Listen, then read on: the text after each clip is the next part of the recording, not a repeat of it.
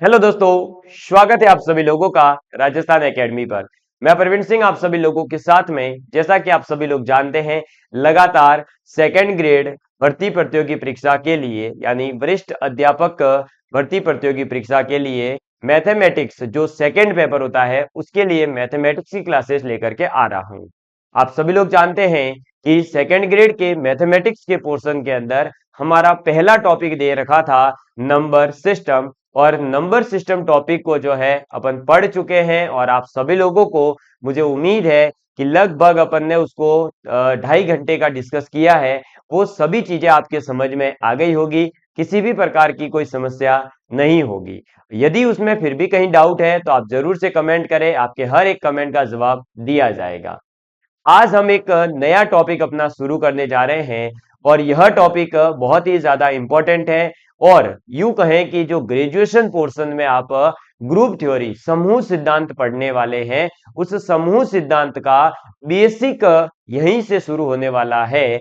आज अपन टॉपिक पढ़ने जा रहे हैं सेट यानी कि समुच्चय सिद्धांत के बारे में। सेट थ्योरी की अपन आज बात करेंगे। और सेट को यदि आपने अच्छे से समझ लिया, समुच्चय अगर आपके समझ में आ गया प्रॉपर तरीके से, तो ये यकीन मान के चलिए कि ग्रुप थ्योरी आपके लिए बहुत आसान हो जाएगा। जो आपके दिमाग में अभी तक ये घुसा हुआ है कि सर जो है इसके अंदर तो हमें थ्योरी याद करनी पड़ती है, हमें समझ में नहीं आता है, वो सब चीजें आपके क्लियर कर दूंगा। एक एक पॉइंट आपको जो है मैथमेटिक्स के फॉर्मूलो वाइज पढ़ाया जाएगा। ग्रुप थ्योरी बहुत आसान बना दी जाएगी। आप जो है हमारे प्रीवियस ईयर की यानी जो लास्ट ईयर वैकेंसी के लिए हमने मैथमेटिक्स की क्लासेस अपलोड करी थी और उससे कई विद्यार्थियों का सिलेक्शन हुआ, फ्री ऑफ कॉस्ट हमारे यूट्यूब चैनल पर अवेलेबल है। आप देख सकते हैं वो प्लेलिस्ट, उसके अंदर मैंने ग्रुप थ्योरी के वीडियोस ऐड कर रखे हैं। अब यहां से अपने पहले अपन जो है ट्वेल्थ के पोर्शन को कंप्लीट करेंगे। और यह वीडियो उन विद्यार्थियों के लिए भी काम का है जो संस्कृत शिक्षा विभाग की जो अभी सेकंड ग्रेड की वैकेंसीज आई है उसकी प्रिपरेशन कर रहे हैं। ठीक है, चलिए। तो आज का अपना टॉपिक कौन सा रहेगा? आज का अपना टॉपिक रहेगा सेट थ्योरी यानी समुच्चय सिद्धांत। तो समुच्चय सिद्धांत जब नाम आया, सेट जब नाम आता है, तो सबसे पहले हमें यह पता होना चाहिए कि समुच्चय होता क्या है। तो सबसे पहले आप लिखेंगे कि वस्तुओं के सुपरिभाषित संग्रह को समुच्चय कहते हैं। मैं आपको प्रॉपर तरीके से नोट्स बनवाने वाली क्लास के रूप में पढ़ाऊंगा, यानी आप एकदम ऑफलाइन वे में जैसे पढ़ते हैं ना नोट्स बनाते हुए, वैसे पढ़ेंगे। तो लिखिएगा वस्तुओं का वस्तुओं का सुपरिभाषित सुपरिभाषित वस्तुओं का सुपरिभाषित संग्रह को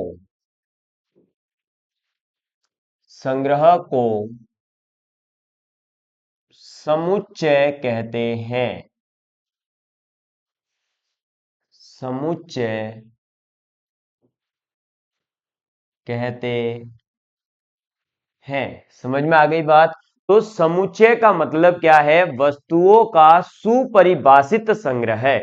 अब वस्तुओं का सुपरिभाषित संग्रह जो है उसका मतलब क्या है? सुपरिभाषित का मतलब क्या है? यहां पर सुपरिभाषित का मतलब हो गया, इंग्लिश में कहें तो वेल डिफाइंड, यानी जिसमें एक पर्टिकुलर कोई नियम होगा, उस नियम के तहत जो है समुच्चय के अंदर सभी के सभी आपके क्या आएंगे? अवयव आएंगे। समझ में आ गई बात? तो वस्तुओं का सुपरिभाषित संग्रह समुच्चय कहलाता है। अब देखिए, इसके उदाहरण को देखेंगे तो आपको अच्छे से क्लियर होगा। ठीक है, मैंने क्या लिखा है? देखो, संग्रह नहीं लिखा है, मैंने लिखा है सुपरिभाषित संग्रह। इस चीज का ध्यान रखें। समुच्चय की डेफिनेशन में आता बेसिकली संग्रह ही है, लेकिन संग्रह कैसा होता है? सुपरिभाषित होता है, वेल डिफाइंड होता है। जैसे देखिए पहला उदाहरण,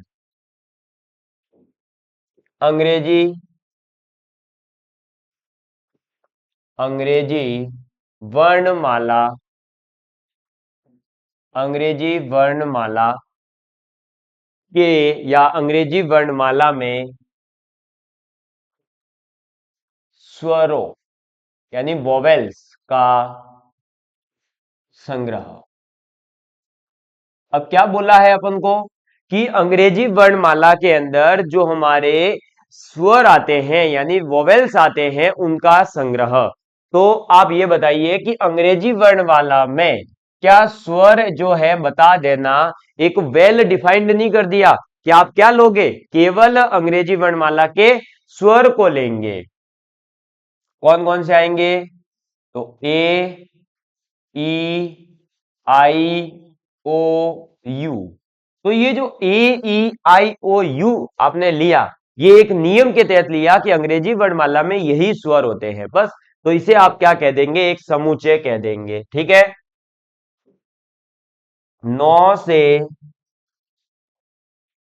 छोटी प्राकृत संख्याएं। अब देखिए 9 से छोटी प्राकृत संख्याएं, जब ये कह दिया गया कि 9 से छोटी प्राकृत संख्याएं लेनी है तो आप क्या लोगे? प्राकृत संख्याएं लोगे, लेकिन 9 से छोटी लोगे। तो अभी एक वेल डिफाइंड है कि आपको क्या लेनी है? प्राकृत संख्याएं लेनी है, लेकिन कितनी? तो 9 से छोटी। तो आप कौन कौन सी संख्या ले लोगे? सीधी सी बात है, प्राकृत संख्याएं यानी नेचुरल नंबर 1 से शुरू होती है, तो 1, 2, 3, 4, 5, 6, 7, 8। 9 लेंगे क्या? नहीं, क्योंकि इसने बोला है 9 से छोटी प्राकृत संख्याएं। क्लियर? इसके बाद में और आप उदाहरण ले सकते हैं, लेकिन आप ये बताइए कि अगर मैं आपको बोलूं राजस्थान के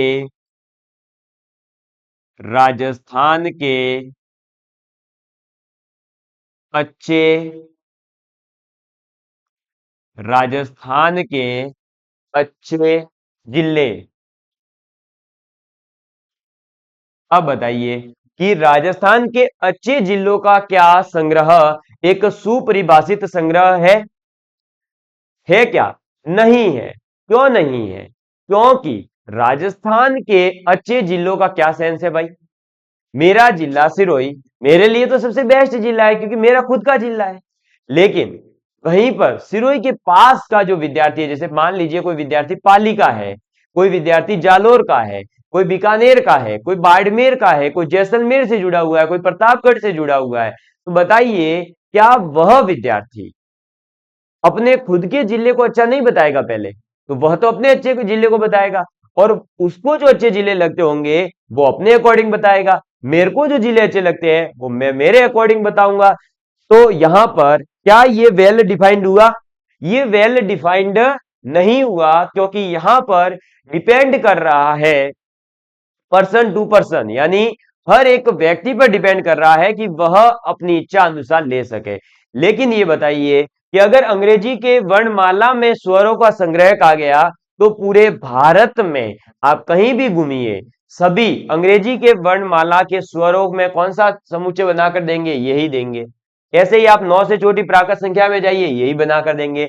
लेकिन जब राजस्थान के अच्छे जिलों की बात आई तो राजस्थान के अंदर ही एक मेरे पास में अभी जो 5 जने जैसे हमारी टीम वगैरह में बैठे हैं, इन पांचों के भी अलग अलग जिले हो सकते हैं, इनकी अलग अलग चॉइस हो सकती है। किसी के लिए उदयपुर जिला अच्छा हो सकता है, किसी के लिए जोधपुर, किसी के लिए बीकानेर, किसी के लिए बाड़मेर, किसी के लिए जयपुर, किसी के लिए प्रतापगढ़, किसी के लिए जैसलमेर, किसी के लिए आपका बीकानेर, हनुमानगढ़, चूरू, झुंझुनू, कोई भी अलग अलग जिला हो सकता है, बालोतरा है, ब्यावर। तो ऐसे सलूम्बर, अब जिसकी जो इच्छा हुई वो अच्छा जिला है, तो वो वेल डिफाइंड नहीं है। इसका मतलब यह एक समुच्चय का उदाहरण नहीं है। ऐसे ही देखिए और चौथा उदाहरण, जैसे मैंने बोल दिया कि राजस्थान के राजस्थान के पतले लोग। अब ये बताइए राजस्थान के पतले लोग, क्या यह समुच्चय भी एक वेल डिफाइंड है, सुपरिभाषित है? नहीं। मैं आपके लिए जो मेरे से थोड़ा सा भी हेल्थी होगा उसके लिए मैं पतला हूं, मेरे से भी कुछ लोग पतले हैं वो मेरे लिए जो है पतले लोगों के समुच्चय में आएंगे। जो बहुत मोटे लोग हैं जिनकी बहुत ज्यादा हेल्थ है तो उनके लिए तो बहुत लगभग जो है सभी लोग पतलों में गिने जाएंगे, वो तो अपने से पतले अपने रेस्पेक्ट में पतला बताएगा। समझ में आई बात? तो राजस्थान के पतले लोगों का समुच्चय अपन नहीं बना सकते क्योंकि वह सुपरिभाषित नहीं है, वेल डिफाइंड नहीं है। समझ में आ गई बात? तो आपको याद रखना है समुच्चय होता क्या है। सबसे पहले वस्तुओं का सुपरिभाषित संग्रह जो होगा वही समुच्चय कहलाएगा। जैसे कि अपन ने देखा अंग्रेजी वर्णमाला में स्वरों का संग्रह, तो ए ई आई ओ यू, 9 से छोटी प्राकृत संख्या ये समुच्चय है, लेकिन ये दो समुच्चय नहीं है। ऐसे ही आप जो है अपनी इच्छा अनुसार और भी बहुत सारे उदाहरण देख सकते हैं। ठीक है, चलिए जैसे आप एक और उदाहरण देख सकते हैं कि राजस्थान के गणित के अच्छे अध्यापक। अब राजस्थान में गणित के अध्यापक हर एक स्कूल में लगे हुए हैं और वो वहां के बच्चों के लिए तो अच्छे ही है। समझ में आई बात? तो क्या एक आप ऐसे कोई ग्रुप में ले सकते हो कि हाँ ये टीचर गणित के अच्छे हैं, अरे भाई तो दूसरे जो अध्यापक है वो भी अच्छे रहे होंगे या अच्छे हैं तभी तो गणित के अध्यापक है, वरना वो गणित के अध्यापक कैसे बनते? तो राजस्थान के सभी गणित के अध्यापक जो है अच्छे ही हैं एक दूसरे के रेस्पेक्ट में। तो समझ में आई बात? तो वो आपका एक सुपरिभाषित संग्रह नहीं होगा। क्लियर? चलिए अब अपन बात करते हैं आगे। तो अपने बात आ जाती है किसकी? तो समुच्चय जो है इनका निरूपण किस प्रकार से करेंगे? तो लिखिएगा समुच्चयों का निरूपण। समुच्चयों का निरूपण। अब समुच्चयों का जो निरूपण है यानी रिप्रेजेंटेशन ऑफ सेट है वो अपन बेसिकली दो प्रकार से करते हैं। सेट्स का रिप्रेजेंटेशन कितने प्रकार से करते हैं? दो प्रकार से करते हैं। ठीक है, अब दो प्रकार कौन कौन से हैं? तो दो प्रकार है। पहला आपका सूची विधि। ठीक है, कौन सा है? एक तो सूची विधि, और जो दूसरा मेथड आता है यानी जो दूसरी विधि आती है जिससे आप सेट को प्रदर्शित कर सके वो है समुच्चय निर्माण विधि। कौन सी आ जाती है? समुच्चय निर्माण विधि। ठीक है, क्लियर? तो समुच्चयों का निरूपण दो प्रकार से हो सकता है। पहली चीज ये ध्यान रखना, दो प्रकार कौन कौन से? पहला है सूची विधि जिसे अपन इंग्लिश में रोस्टर फॉर्म भी कहते हैं। एक है समुच्चय निर्माण विधि जिसे आप कहते हैं सेट बिल्डर फॉर्म। ठीक, अब सूची विधि के अंदर क्या करते हैं और आपके समुच्चय निर्माण विधि में क्या करते हैं? सीधा सीधा आप देखिएगा, सूची विधि के अंदर आप करली ब्रैकेट्स बनाते हो। क्या करते हो? करली ब्रैकेट्स बनाते हो, जबकि इसके अंदर आप करली ब्रैकेट्स तो बनाओगे लेकिन एक नियम लिख करके। कैसे? तो करली ब्रैकेट एक्स डिफाइंड होगा पी ऑफ एक्स, और ये ऐसे। क्लियर? समझ में आ गई बात? ठीक है, या आपकी इच्छा करें तो आप इस डॉट, ये जो लाइन है ना, इसको रिप्लेस कर सकते हो डबल डॉट से भी। ठीक है, देखिए सूची विधि क्या कहती है? सूची विधि कहती है कि जैसे अपन ने पास में अपनी इच्छा कर गई कि अपने को अंग्रेजी वर्णमाला के स्वरों का क्या करना है, एक समुच्चय बनाना है, तो अपन ऐसे लिखेंगे ए ई आई ओ यू। ठीक है, ये हो गया सूची विधि जिसके अंदर अपन क्या करते हैं कि ये जो अंदर आ रहे हैं अवयव, इन सभी अवयवों को लिखते हैं। क्या करते हैं? जितने भी अवयव आ रहे हैं उन अवयव को अपन लिखते हैं। क्लियर? वहीं पर अगर बात की जाए समुच्चय निर्माण विधि की, सेट बिल्डर फॉर्म की, एक सेकंड है ना, हाँ अब सही है, समुच्चय निर्माण विधि की, तो समुच्चय निर्माण विधि का मतलब ये होता है कि आप जो है इसमें ऐसे लिखोगे। कैसे? तो देखिए एक्स और डबल डॉट यानी सच दैट एक्स यहां पर किसको रिप्रेजेंट कर रहा है? तो आप लिखेंगे अंग्रेजी वर्णमाला, ऐसे अंग्रेजी वर्णमाला के स्वर। अगर आप इस प्रकार से नियम लिखते हो, आप मतलब ऐसे थ्योरी लिखते हो कि यहाँ पर एक्स जो है वो इसको रिप्रेजेंट कर रहा है, तो आप इसे क्या कहते हो, सेट बिल्डर फॉर्म। और अगर आप जो है ऐसे लिख देते हो अवयव जो आएंगे उन्हीं को, तो आप कहते हो सूची विधि। ये है आपकी क्या, आपकी ये कौन सी विधि है, रोस्टर फॉर्म। और ये कौन सी है, सेट बिल्डर फॉर्म। समझ में आ गई बात, क्लियर है आप सभी लोगों के लिए, क्लियर है ना।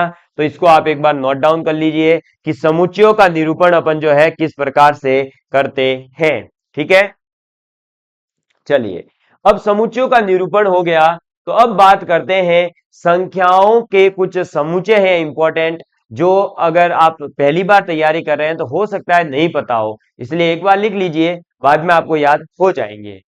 चलिए, क्योंकि बहुत काम की चीज है, तो आप लिखेंगे संख्याओं के समुच्चय। क्या हेडिंग डालेंगे, अब हेडिंग डालिएगा संख्याओं के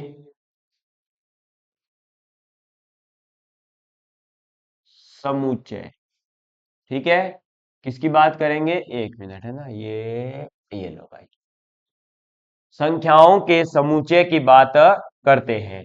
तो संख्याओं के समुच्चय में सबसे पहला आ जाता है प्राकृत संख्याओं का समुच्चय।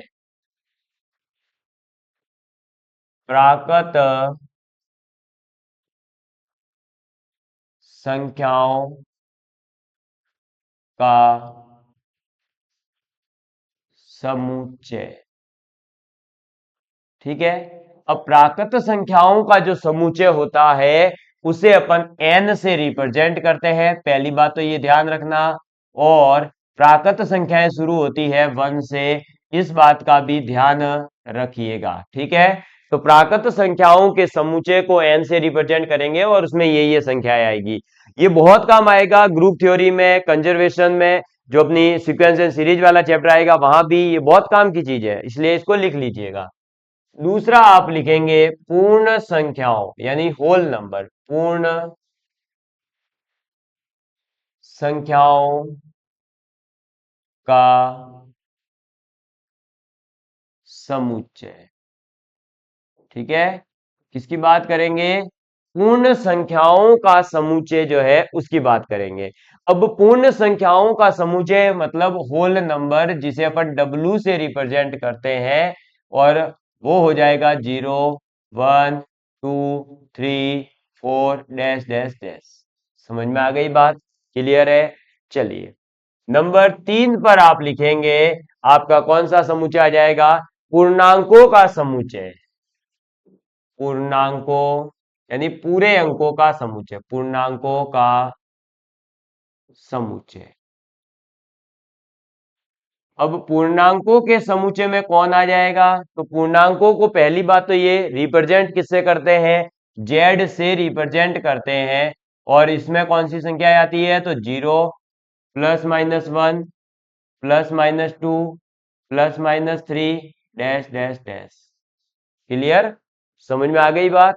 चलिए, चौथा आप लिखेंगे परिमेय संख्याओं का समुच्चय। क्या लिखेंगे, परिमेय संख्याओं का समुच्चय। परिमेय संख्याओं का समुच्चय। अब किसकी बात करेंगे अपन, परिमेय संख्याओं के समुच्चय की बात करेंगे। अब परिमेय संख्याएं जो होती है उन्हें अपन Q से रिप्रेजेंट करते हैं। किससे रिप्रेजेंट करते हैं, Q से रिप्रेजेंट करते हैं। और परिमेय संख्याओं को जब अपन Q से रिप्रेजेंट कर रहे हैं, तो इसमें कौन कौन सी संख्याएं आएगी, तो इसमें संख्याएं आएगी P/Q, जहां पर आप लोग जानते हैं कि P और Q दोनों जेड यानी इंटीजर नंबर होने चाहिए। साथ ही साथ Q जो है वो नॉट इक्वल टू 0 यानी 0 नहीं होना चाहिए। क्लियर, तो ये क्या है, परिमेय संख्याओं का समुच्चय है। इसके बाद में 5वें नंबर पर लिखेंगे अपरिमेय संख्याओं का समुच्चय। अपरिमेय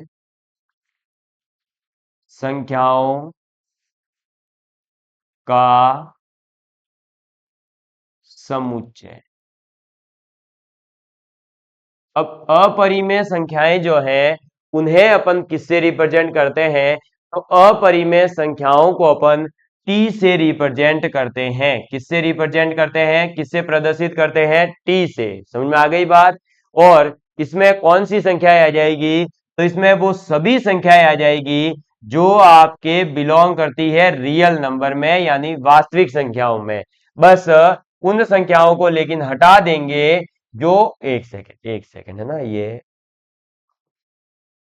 जो संख्याएं आपके Q के अंदर बिलोंग करती होगी, यानी जो परिमेय संख्याएं होगी वो आपके अपरिमेय हो नहीं सकती। इसलिए अपन क्या कर रहे हैं कि सभी वास्तविक संख्याएं अपरिमेय संख्याएं होती है, केवल परिमेय संख्याओं को छोड़कर। समझ में आ गई बात? भाई वास्तविक संख्याओं का पूरा झुंड है, उसमें से अगर परिमेय संख्या हट जाएगी तो बची हुई जितनी भी संख्याएं हैं वो अपरिमेय संख्या कहलाती है। इसके बाद में छठे नंबर पर आप लिखेंगे वास्तविक संख्याओं का समुच्चय। ठीक है, क्या लिखेंगे? वास्तविक यानी रियल नंबर, वास्तविक संख्याओं, वास्तविक संख्याओं का समुच्चय। क्लियर? अब वास्तविक संख्याओं के समुच्चय की अगर बात की जाए तो ये आपके हो गए रियल नंबर, और इसमें कौन से आ जाएंगे? तो इसमें वो सभी एक्स आ जाएंगे। कौन से एक्स? जो परिमेय होंगे या अपरिमेय होंगे। समझ में आ गई बात? तो एक्स वो सभी जो आपके परिमेय या अपरिमेय यानी Q या T, इनमें से कोई भी हो सकता है। समझ में आ गई बात? चलिए नंबर 7 पर आप लिखेंगे सम्मिश्र संख्याओं का समुच्चय। क्या लिखेंगे? सम्मिश्र, सम्मिश्र संख्याओं, सम्मिश्र संख्याओं का समुच्चय। ठीक है, अब सम्मिश्र संख्याएं यानी कि कॉम्प्लेक्स नंबर, और कॉम्प्लेक्स नंबर को अपन रिप्रेजेंट करते हैं सी से। किससे रिप्रेजेंट करते हैं? सी से रिप्रेजेंट करते हैं। और इसके अंदर आप क्या होगा आपको पता ही है, एक्स प्लस आयोटा वाई, जहां पर एक्स और वाई दोनों के दोनों किसमें बिलोंग करते होंगे? रियल नंबर में, यानी वास्तविक संख्या में रिप्रेजेंट नंबर जो है आपके ये बिलोंग करते होंगे। समझ में आ गई बात? एक सेकेंड है ना, मैं इसको थोड़ा सा, हाँ अब प्रॉपर तरीके से दिखाई दे रहा होगा, एकदम मस्त वाला, है ना? चलिए अब समझ लीजिए एक बार इसको कि संख्याओं के समुच्चय में पहले बात करी प्राकृत संख्याओं का समुच्चय जिसे अपन n से रिप्रेजेंट करते हैं, उसके अंदर कौन से नंबर आएंगे? 1 2 3 4 5 सभी। पूर्ण संख्याओं का समुच्चय जिसे अपन W से रिप्रेजेंट करते हैं, यानी होल नंबर, और वो आपका 0 से लेकर के पूरे के पूरे नेचुरल नंबर के साथ में इनफाइनाइट तक। मतलब जब नेचुरल नंबर यानी प्राकृत संख्याओं में 0 को इंक्लूड किया जाता है तो पूर्ण संख्याएं बनती है। ठीक है, पूर्णांकों का समुच्चय जिसे अपन जेड से रिप्रेजेंट करते हैं, यानी आप ये कह सकते हैं कि आप पूर्णांक संख्याओं इंटीजर्स की अगर बात करेंगे तो जेड से रिप्रेजेंट करेंगे। हाँ, कई बार आई से भी रिप्रेजेंट किया जाता है। इसमें कौन से नंबर आते हैं? तो 0, फिर +-1, +-2, +-3, +-4, +-5। परिमेय संख्याओं का समुच्चय जिसे अपन Q से रिप्रेजेंट करेंगे। परिमेय संख्या यानी आपकी रैशनल नंबर जिसे अपन Q से रिप्रेजेंट करते हैं, और वो कौन से होते हैं? P/Q। और आपको पता होगा कि P और Q दोनों की दोनों इंटीजर होती है। ठीक है, Q 0 इक्वल टू नहीं हो सकता। अपरिमेय संख्याओं का समुच्चय जो होता है उसे अपन T से रिप्रेजेंट करते हैं, और इसमें कौन सी संख्या आएगी? तो वास्तविक संख्याओं में से जब अपन परिमेय संख्याओं को हटा देंगे तो बची हुई जितनी भी संख्याएं हैं वो सभी की सभी संख्याएं अपरिमेय संख्या होती है। वास्तविक संख्याओं का समुच्चय तो सभी की सभी संख्याएं जो आपके परिमेय हो चाहे अपरिमेय हो, सभी संख्याएं क्या कहलाती है? वास्तविक संख्याएं। सम्मिश्र संख्याओं का समुच्चय कॉम्प्लेक्स नंबर जिसमें होता है x प्लस आयोटा y के फॉर्म में, और x और y जो है आपके रियल नंबर यानी वास्तविक संख्याएं होती है। समझ में आ गई बात? क्लियर है आप सभी लोगों के लिए? तो मुझे उम्मीद है कि समूचे सिद्धांत जो है, सेट थ्योरी जो है, उसका बेसिक चीज कि समूचे क्या होते हैं, समुच्चयों का निरूपण किस प्रकार से होता है और कौन कौन से इंपॉर्टेंट समुच्चय हैं वो अपन ने लिख लिए हैं। ठीक है, चलिए आगे बढ़ते हैं और एक इंपॉर्टेंट चीज को अपन समझ लेते हैं और वो आपकी क्या है, तो लिखिएगा cardinal number, cardinal number of set. Hindi में समझा दिया जाएगा कि इसका मतलब क्या है। कार्डिनल नंबर ऑफ सेट का मतलब है कि देखिए ये कार्डिनल जो है इंग्लिश में ही मुझे पता है, हिंदी में इसका मीनिंग पता नहीं चला, मैंने ढूंढा था, लेकिन क्योंकि मैं इंग्लिश मीडियम से हूं तो मैं इंग्लिश से हिंदी ट्रांसलेट करके आपको पढ़ा रहा हूं, इसलिए थोड़ा सा कहीं अगर ऐसी इंग्लिश होगी तो याद रखिएगा, इंग्लिश में ही कई बार आपके भी आया हुआ है। कार्डिनल नंबर का मतलब है बेसिकली कि जो अपने पास में समुच्चय है, उस समुच्चय के अंदर अवयवों की जो संख्या है वो कितनी है। समझ में आ गई बात? तो आप लिख सकते हैं कि कार्डिनल नंबर ऑफ सेट का मतलब होता है समुच्चय, समुच्चय में अवयवों की संख्या, समुच्चय में अवयवों की संख्या। समझ में आ गई बात? और इसको रिप्रेजेंट किया जाता है नंबर ऑफ ब्रैकेट एक्स से। एक्स का मतलब होता है कि जो भी आपका सेट का नाम दे रखा होगा, जैसे कि सेट आपका मान लो वोवेल्स का होता तो नंबर ऑफ वोवेल्स ऐसे, तो नंबर ऑफ एक्स का मतलब हो गया कि जो भी अपने पास में समुच्चय है उस समुच्चय में अवयवों की संख्या कितनी है। समझ में आ गई बात? क्लियर? उदाहरण से आप एक इस चीज को समझ लीजिए। जैसे देखिए अपन ने उदाहरण लिया, मान लीजिए क्या उदाहरण लिया, तो जैसे कि ए ई आई ओ यू, ठीक है, ए ई आई ओ यू, ये अपने पास में एक समुच्चय है। ये क्या है? अपने पास में एक समुच्चय है। किसका समुच्चय है? अंग्रेजी वर्णमाला के स्वरों का, यानी वोवेल्स का। अब इसके अंदर अगर पूछा जाए, मान लो इस समुच्चय को अपन ने वी से रिप्रेजेंट किया। किससे रिप्रेजेंट किया? वी से, ठीक है। एक मिनट, थोड़ा सा वी अंदर आ रहा है तो मैं इसको सही कर देता हूं, अच्छे से दिखाई देगा। नोट्स बना रहे हो अच्छे से बनाइएगा, है ना। उदाहरण पहला, और v बराबर है ए ई आई ओ यू, तो आप जो है इसका कार्डिनल ऐसे लिखेंगे, number of v is equal to, कितने हैं इसमें अवयव गिनिए, 1 2 3 4 5, आपको पता ही है बस, तो ये 5, तो ये हो गया कार्डिनल नंबर। कई बार जो है आपको सेट दे रखा होगा समुच्चय और सीधा सीधा पूछेंगे कि find out the value of cardinal number of this set, यानी कि इस समुच्चय के कार्डिनल नंबर बताइए, तो वहां पर ये काम आएगा। साथ ही साथ अभी अपन आगे पढ़ेंगे कि समुच्चयों के प्रकार में एक होते हैं परिमित समुच्चय, एक होते हैं अपरिमित समुच्चय। तो परिमित और अपरिमित का मतलब ही यह है कि जहां पर कार्डिनल नंबर आप ज्ञात कर सको वो परिमित समुच्चय, जहां कार्डिनल नंबर ज्ञात नहीं होता है वो होता है अपरिमित। ठीक है, इसलिए चलिए आगे लिखेंगे समुच्चयों के प्रकार। क्या लिखेंगे? टाइप ऑफ सेट्स, यानी समुच्चयों के प्रकार। ठीक है, चलिए तो इसकी बात करते हैं, समुच्चयों के प्रकार की अपन अब बात करेंगे। तो सबसे पहला जो समुच्चयों के प्रकार में आता है वो आता है रिक्त समुच्चय। कौन सा आता है? पहला ही पहला कौन सा आता है? रिक्त समुच्चय। रिक्त समुच्चय, ठीक है। और रिक्त समुच्चय को आप इंग्लिश में कहेंगे वॉइड सेट या एम्प्टी सेट, आपकी इच्छा अनुसार, या नल सेट भी आप कह सकते हैं। ठीक है, तो रिक्त समुच्चय को क्या कहोगे? वॉइड सेट, एम्प्टी सेट या फिर नल सेट। अब रिक्त समुच्चय का मतलब क्या होता है? रिक्त समुच्चय का मतलब होता है कि यदि किसी भी एक समुच्चय के अंदर अवयव कोई हो ही ना, यानी अवयव की संख्या कितनी हो? 0, उसमें अवयव कोई है ही नहीं, तो ऐसे समुच्चय को अपन क्या नाम देते हैं? रिक्त समुच्चय नाम देते हैं, नल सेट नाम देते हैं, या वॉइड यानी कि खाली सेट नाम देते हैं। तो आप इसके अंदर लिखेंगे ऐसा समुच्चय,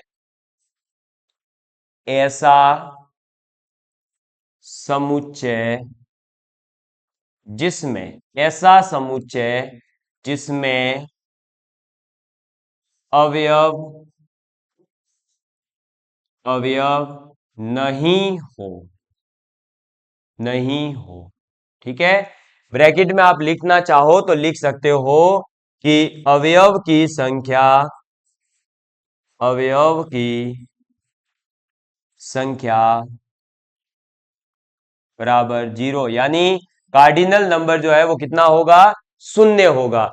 ऐसा समुच्चय जिसमें अवयव नहीं हो, अवयव की संख्या कितनी हो? 0 हो। तो अवयव नहीं हो तो ऐसे समुच्चय को, ऐसे समुच्चय को क्या कहते हैं? रिक्त समुच्चय कहते हैं। रिक्त समुच्चय कहते हैं, कहते हैं। समझ में आ गई बात? तो ऐसा समुच्चय जिसके अंदर, ऐसा सेट जिसके अंदर अवयव की संख्या कितनी हो? 0 हो। इसका मतलब आप इसको सीधे सीधे ऐसे भी लिख सकते हो कि cardinal number of set is 0। समझ में आ गई बात? क्लियर है? चलिए, अब इसका फिर आगे मैं एक उदाहरण लिखवा रहा हूं, इसलिए आप पहले इसको लिख लीजिए और बाद में एक लाइन और लिखिए कि इसे इसे फाई या केवल और केवल 2 करली ब्रैकेट, इसे फाई या करली ब्रैकेट से व्यक्त करते हैं। ठीक है, इसे किससे व्यक्त करते हैं? तो फाई या फिर 2 करली ब्रैकेट आपस में बराबर लिख देंगे, मतलब ऐसे, बस इससे व्यक्त करते हैं। तो रिक्त समुच्चय क्या होता है अब समझ में आ गया होगा। अब इसका एक बढ़िया सा उदाहरण देखेंगे तो आपको समझ में और अच्छे से आ जाएगा, है ना। मैं हर एक थ्योरी वाले पॉइंट को एग्जाम्पल के साथ मैं कनेक्ट करूंगा, तभी आप लोगों को जो है मैथमेटिक्स समझने में मजा आएगा। और इसीलिए तो कहा जाता है कि लाख दलदल हो पाव जमाए रखना, हाथ खाली ही सही ऊपर उठाए रखना। कौन कहता है चलनी में पानी नहीं टिकता, कौन कहता है चलनी में पानी नहीं टिकता, तो बर्फ बनने तक इंतजार तो करो या हौसला बनाए रखो, है ना। कोई भी कहिए आप, आपको हमेशा बस ये है मेरे कहने का मतलब तो कि थोड़ा सा धैर्यवान रहिए और सब्र के साथ में नई चीजों को सीखने का प्रयास करिए। ठीक, चलो उदाहरण की बात करते हैं। अब देखिएगा, उदाहरण अपन ले रहे हैं, मान लीजिए उदाहरण अपन लेते हैं जैसे x, लिखिएगा, अपन ने लिया समुच्चय x जिसके अंदर x बिलोंग करता है इंटीजर में यानी z में। ठीक है, लेकिन क्या कहा अपन ने? कंडीशन दे दी कि x जो है वो 3 और 4 के बीच में होना चाहिए। अब बताइए कि इस समुच्चय के अंदर कोई अवयव पॉसिबल है या नहीं है। मैंने क्या कहा कि x अपना समुच्चय है, ये तो फिर सच दैट x भाई समुच्चय को रिप्रेजेंट कर रहा है एक पूरे के पूरे, उसके अंदर x जो है एक इसका अवयव हो गया। और वो अवयव कैसा होना चाहिए? इंटीजर होना चाहिए। लेकिन कंडीशन ये है कि वो x 3 या 4 के बीच में होना चाहिए। अब 3 और 4 के बीच में कोई इंटीजर या कोई भी पूर्णांक संख्या पॉसिबल है क्या? नहीं है। 3 और 4 के बीच में कभी भी कोई पूर्णांक आ ही नहीं सकता। इसका मतलब यहां पर इस x की वैल्यू कुछ आ ही नहीं सकती। तो इसका मतलब ये पूरा का पूरा क्या है? फाई है, यानी खाली है, टाई टाई फिश है। ठीक है, चलो दूसरा देखो। मैंने बोला कि मान लीजिए x अपने को लेना है, क्या करना है? x लेना है, वो भी कैसा? तो x बिलोंग करता है इंटीजर नंबर में यानी i के अंदर। समझ में आ गई बात?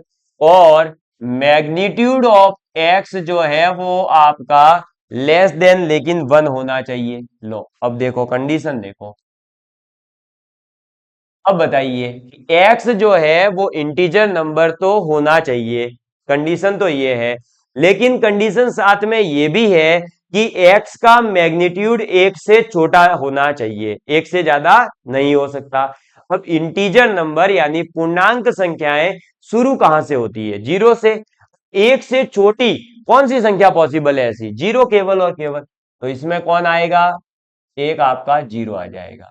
ठीक है, एक बात जरूर ध्यान रखें कि अगर आप समुच्चय को प्रदर्शित कर रहे हैं तो करली ब्रैकेट बनाना पड़ेगा। ठीक है, लेकिन यदि आप अवयव को केवल खाली रिप्रेजेंट कर रहे हैं तो खाली अवयव बनाएंगे, करली ब्रैकेट बनाने की जरूरत नहीं है। जैसे देखो ये फाई था, अब फाई जो है इसका मतलब क्या हो गया? ये खाली है।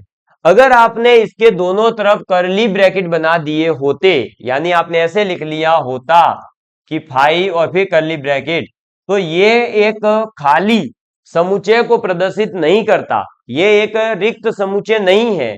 क्योंकि रिक्त समुच्चय तो ये होता है जैसे ही इसके अंदर कुछ घुस गया तो ये एक एलिमेंट गिना जाता। समझ में आ गई बात? तो करली ब्रैकेट कब बनाना है कब नहीं बनाना, इस चीज का जरूर ध्यान रखें। करली ब्रैकेट तब बनाना है जब आप एक समुच्चय को प्रदर्शित करना चाह रहे हो। अगर आप चाहते हो कि वहां कोई संख्या प्रदर्शित करनी है तो आप करली ब्रैकेट नहीं बनाओगे, और यहां पर कोई समुच्चय पॉसिबल ही नहीं है, जीरो, इसमें तो कोई लेना ही नहीं है, फाई है, खाली है ये तो इसमें करली ब्रैकेट नहीं आ सकता। करली ब्रैकेट आ जाता तो एक एलिमेंट बन जाता फाई फिर। ठीक है, इसलिए ये ध्यान रखना। यहां देखो जीरो आया तो अब इसका मतलब क्या हुआ कि एक एक्स की वैल्यू पॉसिबल है, वो भी कौन सी? केवल जीरो पॉसिबल है। ठीक, आगे देखो और एक उदाहरण तीसरा, एक्स लिया जा रहा है और एक्स बिलोंग कर रहा है इंटीजर में। किसमें बिलोंग कर रहा है? इंटीजर के अंदर। लेकिन कंडीशन क्या दी है कि x square plus 1 equal to 0 है। अब बताओ क्या ऐसा कोई एक्स अपन ले सकते हैं कि जिसका स्क्वायर करें और फिर प्लस 1 करें तो वो 0 आ जाए, और लेना भी एक्स कैसा है? इंटीजर। ऐसा कभी पॉसिबल है ही नहीं, क्योंकि छोटे से छोटा इंटीजर क्या होता है? जीरो। आप जीरो लोगे तो जीरो का स्क्वायर, जीरो और 1 तो जीरो प्लस 1 1 होता है। क्या 1 इक्वल टू 0 होता है? नहीं होता। तो सबसे छोटा इंटीजर लेने पर भी ये पॉसिबल नहीं है, तो बाकी तो कभी पॉसिबल हो ही नहीं सकता। यानी ये भी एक फाई है, नल सेट है, वॉइड सेट है, रिक्त समुच्चय है। समझ में आ गई बात? क्लियर है? तो मुझे उम्मीद है कि आप लोगों को समुच्चय के प्रकार में जो रिक्त समुच्चय के बारे में बताया है वो चीज समझ में आई होगी। अब इससे आगे की चीजों को अपन पढ़ेंगे अगली क्लास के अंदर, और अपन छोटी छोटी 40-40 45-45 मिनट की क्लासें रख करके आपका सिलेबस करवाएंगे, क्योंकि ये क्लासें कंटिन्यूअस रूप से 6 से 7 महीने लगातार चलने वाली है। बस आप लोगों को लगातार हमारे साथ में बना रहना है, और यह एकदम संपूर्ण तरीके से निशुल्क करने की पूरी कोशिश की जाएगी अगर आप लोगों का सपोर्ट बना रहता है तो। जरूर से इस वीडियो का फीडबैक दीजिएगा, कैसा लगा आपको सब कुछ पढ़ाने का तरीका, कंटेंट और आपको एग्जाम्पल्स वगैरह सब चीजें बताइएगा, और इसी प्रकार से अपना प्यार बनाए रखिएगा। धन्यवाद।